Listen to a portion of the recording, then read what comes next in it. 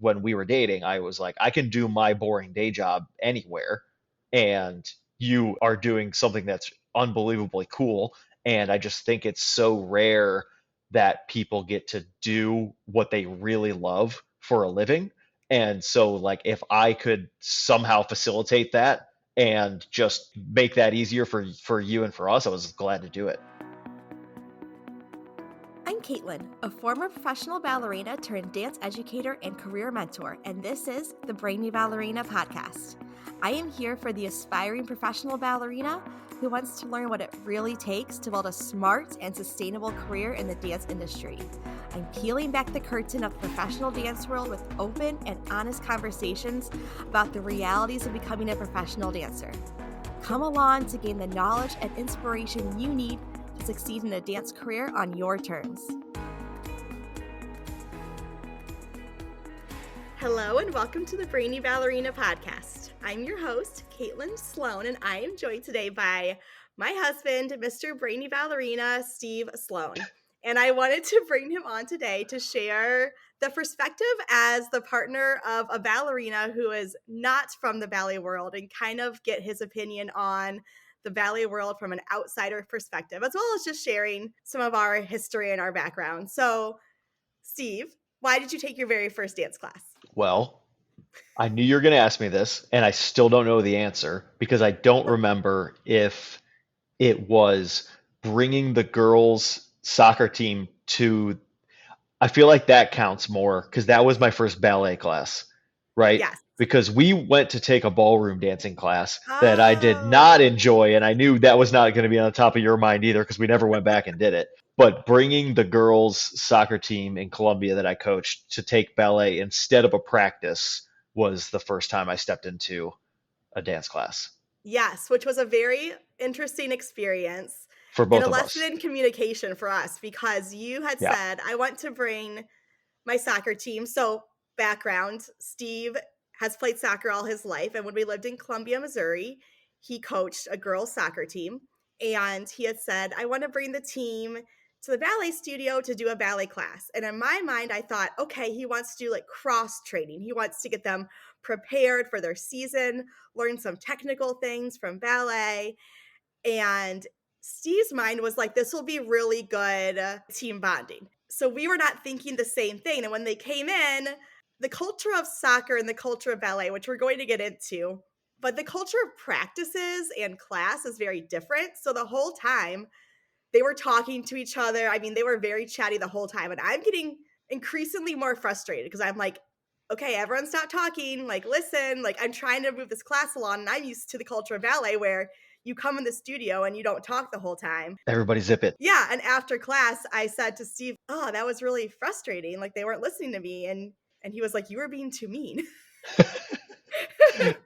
Not only was I looking for a little bit of cross training, and a little bit of team bonding, but I was also looking to not plan a practice for the night. So you did that job for me. But you're absolutely correct. That was the thing that we talked about at home later, was that in soccer at practice, if it's quiet, it's bad. If the kids on the team are not communicating to each other while they're doing anything during the practice, it's really bad. And that's one thing that they're always being taught. So when you go into that and it's everyone just is kind of doing everything on their own and looking around and seeing what other people, it's a much different experience. Yes. Yeah. I was like, oh, I didn't realize that was part of the culture and even the sport of soccer is like constantly talking to each other. Constantly. Yeah. In ballet, you don't get to talk. You have to communicate with your body language, with your eyes. We have ways of communicating, but it's silent. Yeah. So next time we did that class again, we did try it again. And then I did a little bit more of a fun class. Yeah. I got the vibe and we had a lot of fun the next time, but that first time was definitely an interesting experience for both of us. And I forgot about the ballroom class. I knew you did. Because I only thought about it again recently in the lead up to this because I knew you were going to ask me this to start. Because I thought, have I ever taken a different class? And I'm like, yeah, we went to that ballroom class because we wanted, I don't know, it was a fun thing to do on a Friday night or whatever. And then I just got paired with some older lady the whole time. Hey. And I said, what? Don't be rude. I'm just saying, I got paired with a woman who was not you, and I wanted to dance with you. So that was my Yes, that yes. was my Well, beef with ballroom class. we went because that was the first year that they had started using the professional ballet dancers for Missouri Stars. So we did this Yeah, okay, fundraiser at my okay. company called Dancing with Missouri Stars. And traditionally, it had been local ballroom dancers who were paired with local celebrities for this really cool fundraiser. But that year, we had switched the format to having the professional ballet dancers be the ballroom pros. And I didn't have any ballroom experience or knowledge. And so I said to Steve, let's go to this ballroom dance class so I can learn something. Like, I don't know Yeah. anything. And yes, we kind of thought going in that we would have everyone would come with a partner and you get to stay with your partner.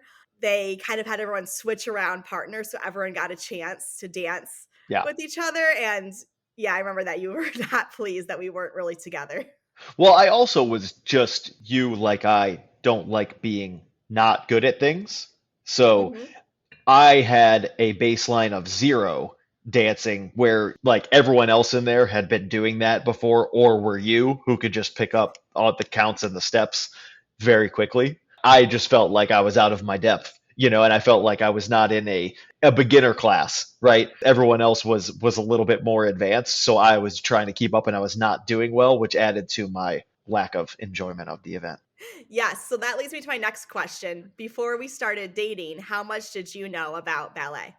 Absolute zero. No one in my family did any sort of dance. It was all soccer all the time. Nobody in my extended family, we didn't live near them anyways, but I don't even know any of my cousins or anybody that did any sort of dance. So it was purely just from starting to be around you that I learned what professional ballet really was. I would even go as far as to say I was ignorant to like the scale of really good professional classical ballet and things like that are as big as the Nutcracker. Some families who have no dance exposure and nobody that does dance, they still go as a family during the holidays to see the Nutcracker or something like that. We never even did that, so there was zero dance was being introduced into our household.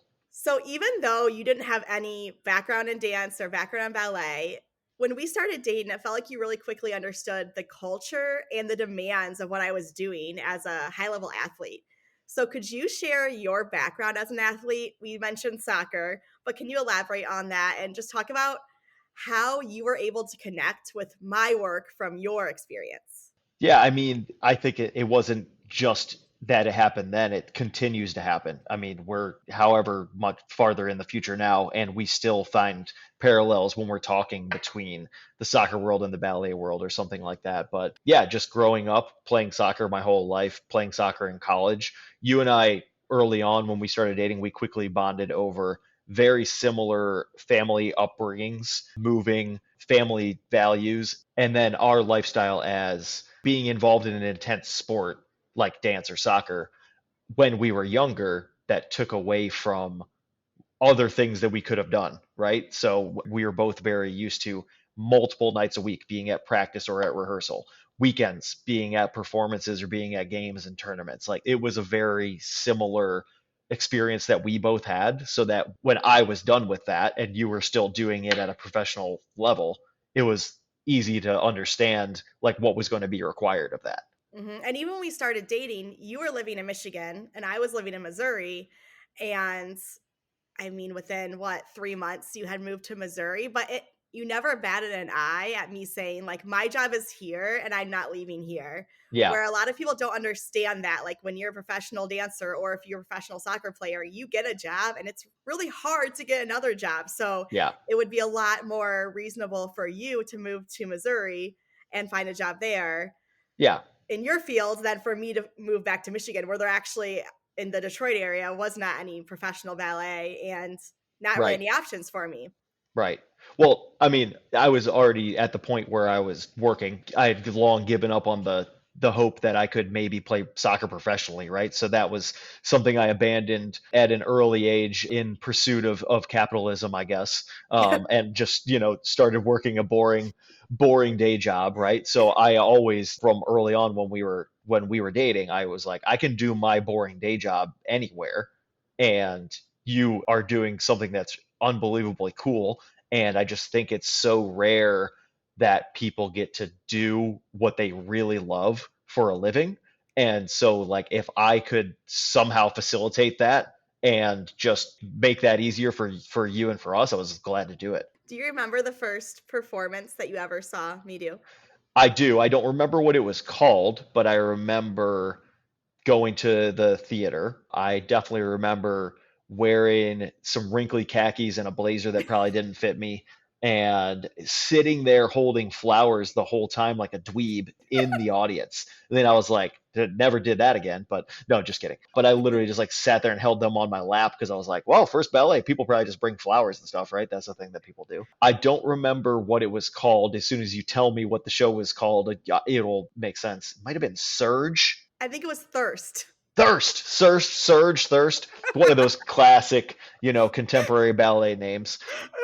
Thirst, Surge. Yeah. I mean, yeah, of course. I remember going to it. I don't remember top to bottom what the show was, right? And all the pieces, but I just remember being like fixated and just how cool of an experience it was. What was your overall impression? My overall impression was I like coming to see this, and I like that this is what you do. It's really cool, and I like that you're going to be able to continue to do this, and I'm going to be able to continue to like come see cool performances like that. And then without even saying like just how cool Columbia was and how small that company was, and just getting to know all the dancers all the time, it was like going to a show felt like later on, it wasn't just getting to see you dance. It was like genuinely getting to see a lot of my friends dance, right? Because we Yeah. were all very close there, and I got to spend a lot of time with the company. So to the point where obviously my family started coming in to see shows because they were like, this is awesome. They were getting in on it. This was like something that they didn't believe they never got to experience at a different time in our lives. And it was so cool that now somebody who was becoming a part of their family was doing that. And like, they would always come to the shows too. Yeah, and you would always come to both shows. If we did 2 shows or however many we did, Yeah. you'd come to Yeah. multiple, and so I remember you telling me that you would maybe watch, like, just me the first night, and Of then you would course. try to watch the whole Yeah. picture the second Yeah. night. I couldn't help but watch just you the first night because I had been living with you in the lead up to the show and had seen how like nervous and how hard you were working towards the show, and you were always telling me things that were going well, things that weren't going well, things you were concerned about, things that you thought we really maybe need some more time to work on this. And so I was watching you because I was always wanting you to do really well in all the pieces that you were in. And then like I would watch that night one, and then night two I would be like, oh, I wonder what Elise was doing here. I wonder what Carrie was doing here. They might have had a really cool part, during that piece. And I just never saw it because I was just watching you, even though you might have been like frozen for 5 minutes over in the corner, at a given piece. And then obviously like there was ones that you weren't in where I could watch, or solos or duets or something like that are a little bit easier to watch. So, or easier to track everybody. But when you guys had a full like ensemble piece where there's 9 people on the stage, I was very much just tracking you all the way across. And then, yeah, the next time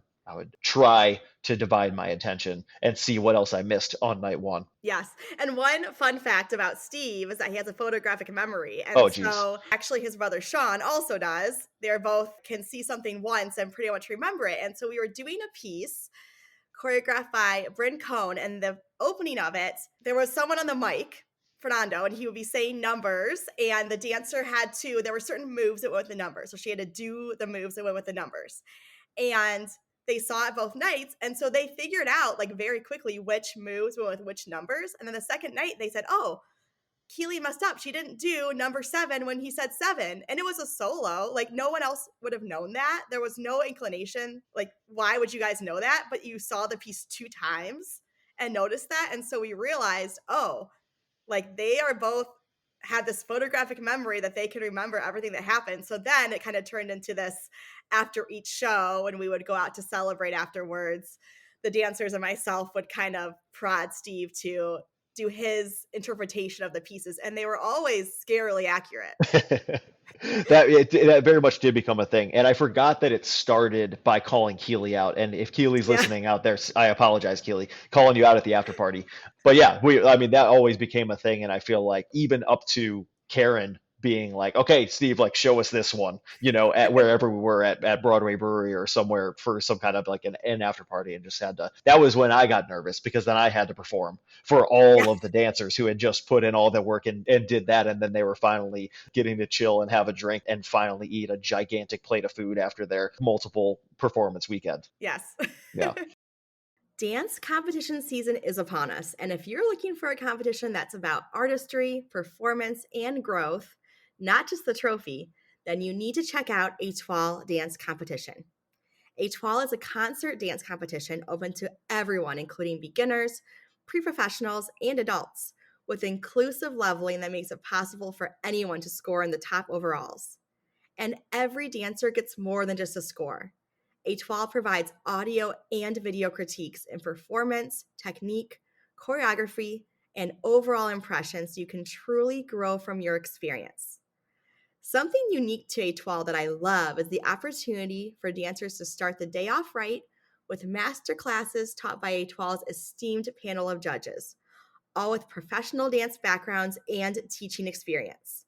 Plus, every event includes a group contemporary performance with a chance to hone audition skills and build community with other dancers. This competition is truly something special. And right now, podcast listeners can get 10% off their registration with code BRAINY10. If you want a competition that emphasizes artistry, provides real actionable feedback, and celebrates dancers of all levels, head to etoilecomp.com or find the link in the show notes to register today. Let's talk about your first Tech Week experience. Yeah. How would you describe Tech Week? I feel like we always called it show week. Are you using those interchangeably? Sure. Yes. Tech week. Yes. I feel like that was your, yeah, I never like wanted to think I was cool enough to call it tech week, so I always called it show week. My first show week experience was eye-opening from the point of something switched in your behavior, your mood, your focus, your determination, which are always very on, but like to the point where I was looking around thinking like, am I living with the same person here, with how serious you were taking it? So very quickly understood what my role was in show week. And that was making sure that there was food provided that was reasonable to eat, that was in the lead up to a performance, not an apple crisp. We got to tell the apple crisp story. So Yeah. that was your very first show week experience. And well, at this time too, you were really getting into cooking because you had moved to Missouri to be with me while I'm in my dance career. You're working a regular 9 to 5. Well, I'm working my 9 to 9 every day. And so you get off work and you didn't really know anyone in town, or people you did know were the dancers, and we're all working crazy hours. And so you started cooking, you started learning that skill. And then you were like, I'm going to make an apple crisp. This will be so nice for Caitlin.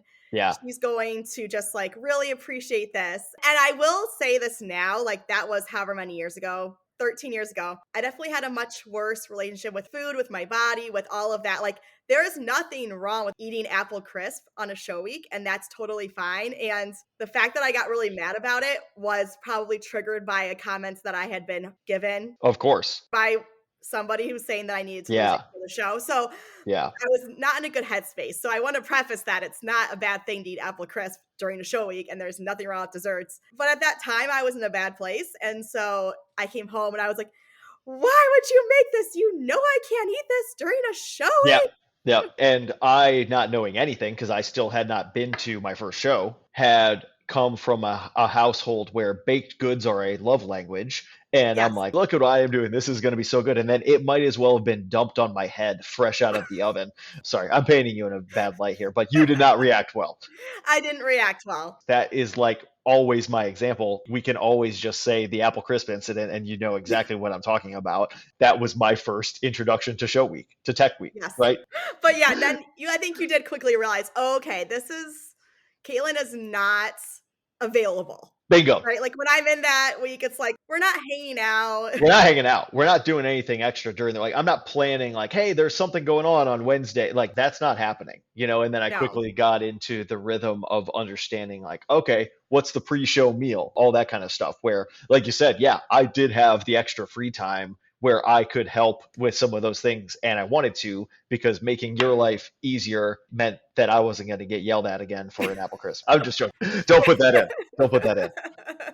I mean, but yes, that was definitely an overreaction, and I can see that now. But at the time, I mean, I think it just kind of paints the picture that I was in a high stress environment, and any dancer who's been through that knows that that is like a very focused, stressful week that you just, again, it was great that you understood that really quickly. And I feel like you had been in situations like that in your soccer background where it's like you're in a really busy final season. I guess you could equate it to where it's like you're just really keeping yourself focused. Yeah, you definitely act and behave a little bit differently in lead ups to like bigger games, right? So we definitely Mhm. had times where later in the season during tournaments and like state cup, regionals, nationals, like where it's way different. But that is the complete opposite of ballet to soccer, where nobody's telling you what to eat. Nobody's worried Mm. about, there was nobody on our team because you're practicing 3 times a week and playing games on the weekends. Like you need to be able to eat a lot. Yeah. You need to get your carbs. Like you can probably afford to have an apple crisp at some point. Well, so do Yeah. dancers, and that's, again, something that I was very uneducated in at that time and definitely struggled with what I could eat, when to eat, all of that was very stressful, and I know a lot more now that I wish I had known then so that I could have had a lot more energy, but Yeah. I'm curious if there's anything else funny or quirky that you learned about living with a dancer. What's some funny dancer problems that you witnessed at our house? Dance bag smells bad. It's like the equivalent in soccer of like your shin guards coming out of your soccer bag, like they always smell bad. Or like if there's goalies in soccer, like famously their gloves are terrible, like and they just like stay in the bag, and if you take them out, you can smell them from a mile away. I don't know many other like quirky things about living with a dancer, like things that you do around the house. They're all pretty normal. Definitely like leaving stuff in your dance bag, like an apple or a banana that I would find later, like by chance. Like people always say you never want to look in a woman's purse. You never want to look in a dancer's bag. Literally anything could be in there. Anything could be in there. Well, you would find it or our dog would find it. He was always getting bananas or apples out of my bag. Later, when we had a dog, there was no more fruit in your bag because he would get it and he'd just eat it whole. Yeah. But early on, like that stuff would just stay in there. Yeah. Well, from the beginning of our relationship, you really understood that my career was finite and you also understood the logistics of everything that went into it. What sacrifices do you feel like you've made in your life and in your career because of my career in dance? Early on, we figured out that we wanted to live together. We were pretty serious from the start. So people look at it like you moved, right? That's a big thing. But like you and I growing up, we talked about that. Like moving was not that big of a deal. We moved a lot. Yeah. For reference, how many times did you move? I think we were talking about this the other day. I think just counting living at home, before going to college was 9 times, right? 8 or 9 Yeah. times. And it was always around the Midwest, being born in upstate New York, but then we got to the Midwest pretty early on. And then it was Detroit, Chicago, St. Louis, like places like that. So going to somewhere in Missouri, it wasn't like I was going to California or Florida, Mhm. or somewhere that was just like we've never been before. And I don't know, it still felt Midwestern enough.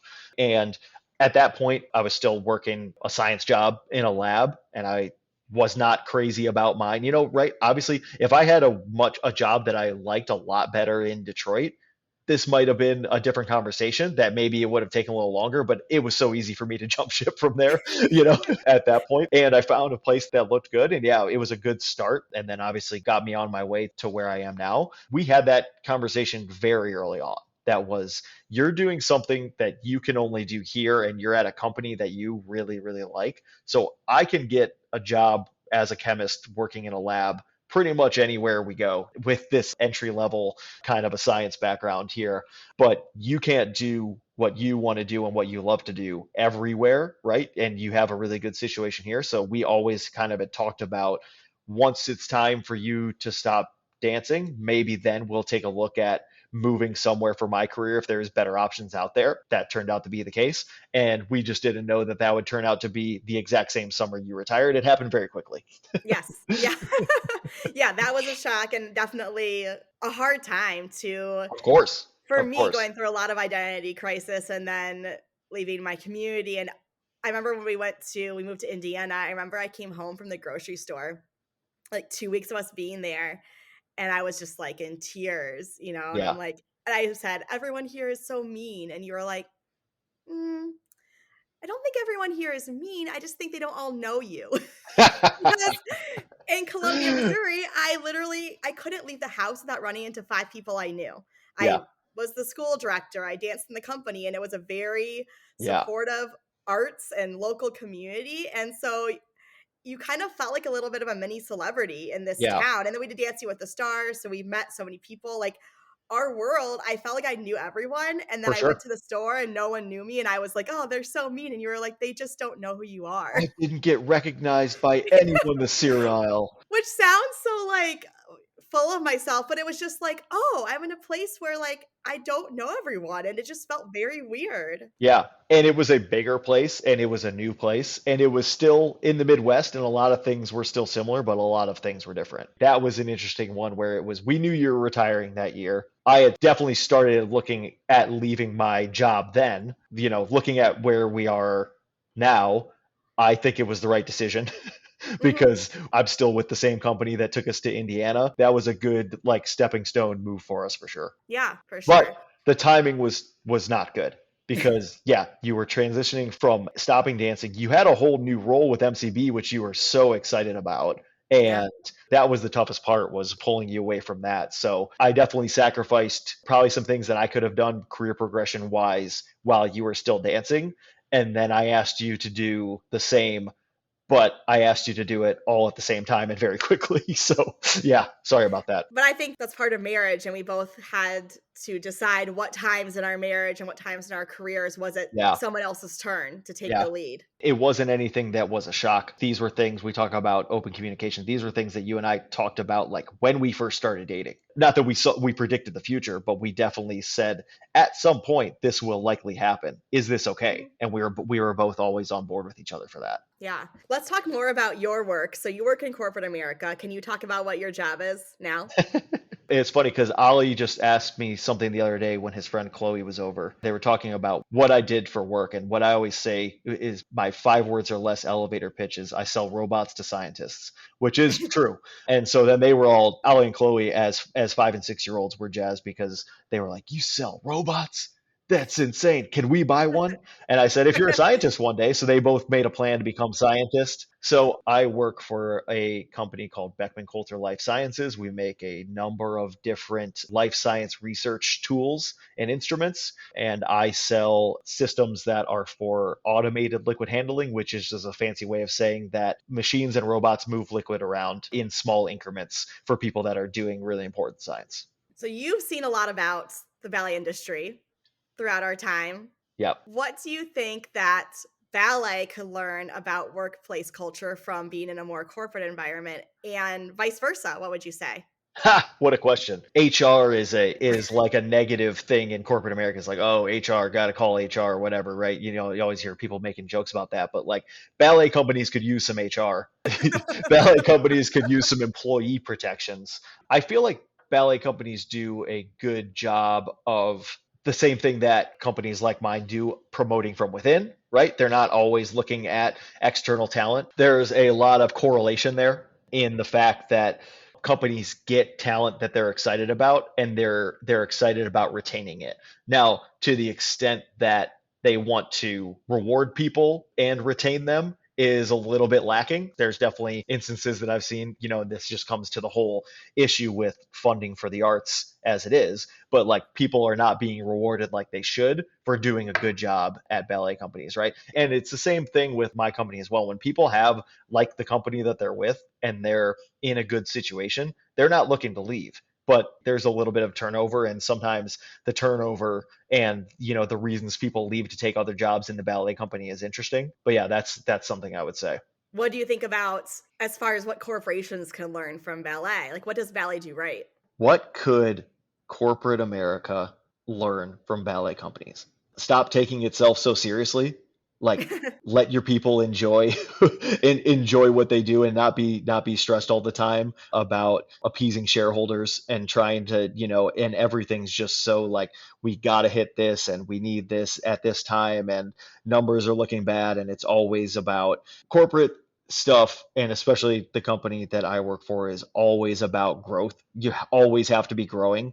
And of course, ballet companies want to be doing the same thing. They want to be putting more people in the seats, but it's not the end all be all. Like at the end of the day, for ballet, the art is what people care the most about. And I think there's a lot of people that will put on a performance, and if they're really pleased with it, they would like there to be 1,000 people in the audience. But if there's not, and they are really pleased with their work and happy and feel fulfilled in what they've done, then that's good. Yeah, and I think to your point, the other way, ballet companies, like that's something they could really take from corporations is that like, yes, there's so much to be said for just being happy with the art you're putting out and being really proud of your work. And also, we do need to get butts in the seats and we do need to get funding because we want to be able to grow. And so I understand like having hit your numbers and hitting your metrics. Like you're in sales, so there are very specific metrics you have to hit. And in dance, we don't always have that. It can still be stressful, but you don't even know what your metric is exactly sometimes. So it's like, I mean, you have your own personal metrics of what you want to achieve, but you don't Right. always even know if you are achieving what leadership is wanting you to achieve. There can be some like ambiguity there. Whereas in Yeah. a job like yours, it's like you have your quota you have to reach. You know if you've reached it or not. There's Right. no question. There's no gray area. There's no gray area. There definitely is a lot that people who run ballet companies could benefit from having somebody with a more business-based background in leadership positions that have ideas and have different ways that they can grow their company. Make it more profitable at the end of the day. That shouldn't be probably your primary concern as a director of a company, but it needs to be sustainable. Yes, and I think as dancers, most of us have never existed in this kind of environment, which is why I'm always so interested in what you do and I'm always so fascinated by your job and how it works because I've really only operated, even though I've been in admin roles within the dance ecosystem. And as you come up through that ecosystem and you've never been in a different role, there's things you just don't know about how other places operate. And so I agree that like having outside people who understand that side of things, I'm always so like curious about what you're doing because I remember I was like, what's this? You taught me what a growth bridge is and all these different things that you use in your Yeah. work for my Yeah. business because I'm just like, I've never heard of this before, but these are tools that are commonly used. The amount that we never used to talk about work was funny because I was like, I would go and do my science job. It was done. I left it there. I didn't want to talk about it. I didn't care. Your day was much more interesting to me. But the amount of stuff that now, like, you are genuinely interested about, like how my company runs and what we do, and like when you were setting up the Brainy Ballerina, we were taking a look at like action plans and that kind of stuff. And right, I'm fully Danaher business system corporate now. I don't think that's a bad thing in all aspects. Does the mere thought of audition season make your palms start to sweat? Do you feel completely overwhelmed with getting everything together on top of your regular dancing schedule? I've been there, and I totally get it. As dancers, we spend hundreds of hours honing our technique and artistry. But when it comes to figuring out how to put together a resume or what to expect in a professional audition, we're often left to figure it out ourselves. That's why I put together the Ultimate Audition Guide. This is your one-stop shop for everything you need to tackle professional company auditions with ease. No more spending hours Googling and trying to piece together a somewhat coherent audition package. With this guide, you'll be ready to conquer audition season like a true professional. We're talking resumes, headshots, dance photos, dance reels, plus info on how to find auditions, what to wear, what to expect, how to budget, mindset tips, you name it, it is in this guide. You are ready for this moment.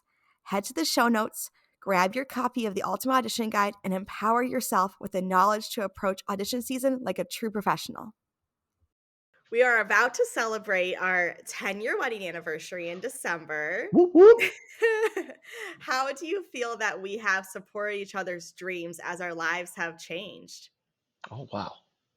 I mean, from what we talked about earlier, I feel like we did that trade-off, right? Was it my dream to be a robot salesperson? No, because like 10 years ago, 15 years ago, I didn't even know that this job existed, right? I didn't know that this product existed. So I cannot just sit here and say that this is my dream, but my dream has been And what my goal has been is to provide a nice life for our kids and a good, stable upbringing in a nice place. And that's what we're doing. And so I'm very, very thankful for that, and thankful that we did that trade off and say, we'll stay here in Colombia until the time is right for a new move that can progress a more monetarily lucrative opportunity for our family, right? Yeah, I think that's one thing that was so interesting to me when we first started dating, because I was like, I remember at some point you were kind of considering, what if I go into coaching more full time? And Yeah, because you still love yeah, soccer and you really loved coaching. And there was this thought of like, should I kind of pursue that? And I remember being like, yes, totally. Like, if that's what you care about, yeah, go do that. But it was also the understanding that that wasn't going to be as lucrative as your current job. And so it was always interesting to me that you were like, my goal and my dream is actually to be able to provide for my family. Like, that to me is what yeah, feels yeah, more fulfilling. And I think as an artist and growing up in the ballet world, that just never really felt like something you could even hope to want. And I don't want to like say that you can't ever have a good living in the dance world. That's not true, but we all know that the arts are chronically underpaid. And yeah, of so course, of I course. just never considered that as an option. I remember thinking, wow, that's so interesting that like you could desire to make money. Yeah.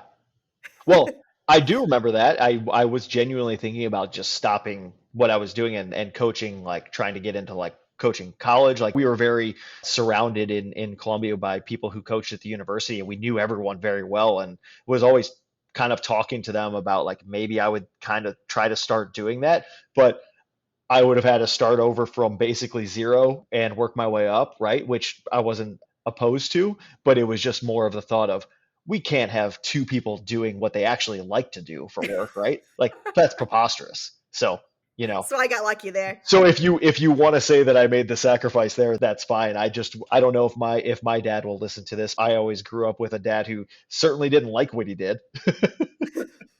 So I was like, you can have a job where you enjoy it. That's news to me. So I'm just going to keep doing something that like I just feel like I have to do. Yeah. We have 2 children now. We have Ollie, who's 5, and then we have our daughter Eloise, who's 2. And Eloise is really into ballet. Hmm. She takes me and my parent class once a week, and she loves it. Ollie's taken some ballet. He's dabbled, and he likes it when he's there, but he's not fully committed. He didn't want to take dance this semester because he's focusing on kindergarten. Yes. Eloise is all in. She wears her tutu everywhere she Uh-huh. goes. She does her spins. She loves it. From everything you've learned about the ballet world, how would you feel about it if Eloise decided she really wanted to get serious about ballet and pursue a career? It's an interesting thought, having seen you go through the whole thing, and I can totally see her doing it. She's 2, so let's not get ahead of ourselves. But I have already started the savings bucket to accommodate for that. Hearing you tell stories about like everywhere your dad had to take you and everything you had to do, I mean, it's not a cheap hobby as a youth growing up, No, right? point shoes that up. Yeah. The point shoes add up. There's travel. There's a lot of places you got to go, right? There's time. Yep. There's time involved in it too. But if she would really love to do ballet and really continue to enjoy it as she gets older, then I just want my kids to do what they want to do and things that they enjoy. If she gets the chance to experience a similar experience that you had, wouldn't you want that for her? Of course. But I think it's a little bit loaded because I know. Of course, you know all the skeletons. Yeah. And I know Yeah. how beautiful of a career it is, and I wouldn't change anything. And obviously, I'm still obsessed with ballet. I have a ballet podcast. Like, I'm obsessed with everything about it, and I never want to work in any other industry. So Yeah. I get it. Yeah. And at the same time, I do know how things can be. And so I think as a parent, it's natural to feel protective, especially about something that you Of course. understand. Because I think anything you pursue is going to have positives and negatives, but a lot of things I don't know anything about. So I wouldn't really know what to look out for. So I guess in that way, it could be a Yeah. positive because I know what to be aware of and what ways to prepare her for Of what course. might come. But I would love it. And I'd also be terrified. Yeah, because you want to protect your kids all the Yeah. time. And you know that if she chose to go that way, she's going to get hurt physically and emotionally at some point. And you never want that to happen to her. But is the joy that she's going to get from it like you did going to outweigh all that. And hopefully that is the case. She's still 2.5. We don't know. She could do anything. She could do anything. But you and your ballet friends constantly pointing at her feet and telling her she's a prodigy is not helping the case. So she does have great feet. She got great feet. She really, she is a natural, but yeah. We'll come back. We'll do another episode in 15 years and see where she's at. See what the update is. See if that tooth ever grew in. She's just missing that tooth. Yeah, she did fall down and had to get a tooth pulled. So that's pretty common for dancers because we have that clumsiness outside of the studio factor too. So yeah. Oh, for sure. I've seen you both walk just directly into stationary objects. So because we're both hypermobile, we both don't have any sense of spatial awareness of what's around us. Yeah. We're human Roombas.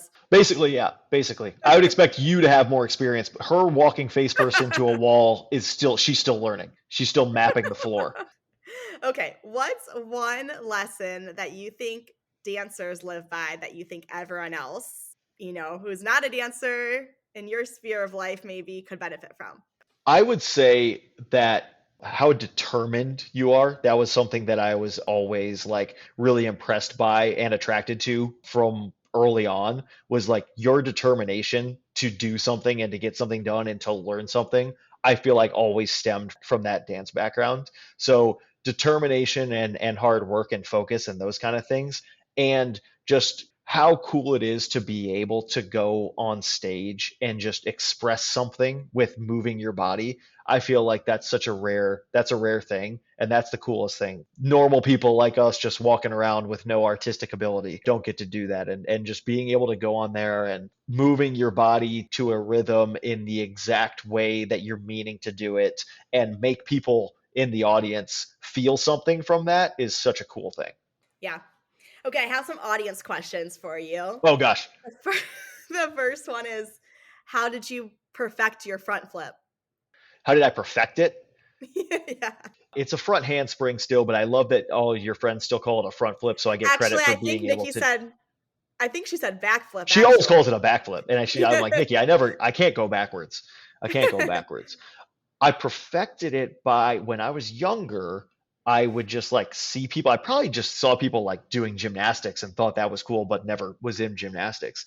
And I remember being around 10 years old at Borden Park in Rochester, Michigan, and just being with some friends. I don't even know what we were there for. Was it the fireworks? Was it somebody somebody had a soccer game? Who knows?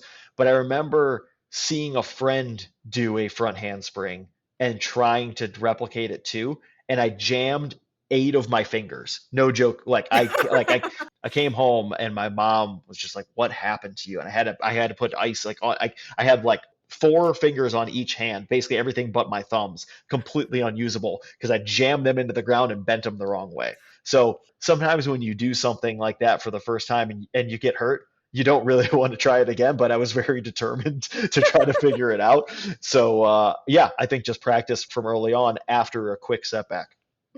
We must have been married for 2 years before I even knew that you could do a front handspring because you did it at one of our fundraisers. Yeah. We had every year a big fall fundraiser, and typically it was at somebody's house. But for whatever reason, this year we were doing it at the Blue Note, which was a really cool concert venue in Columbia.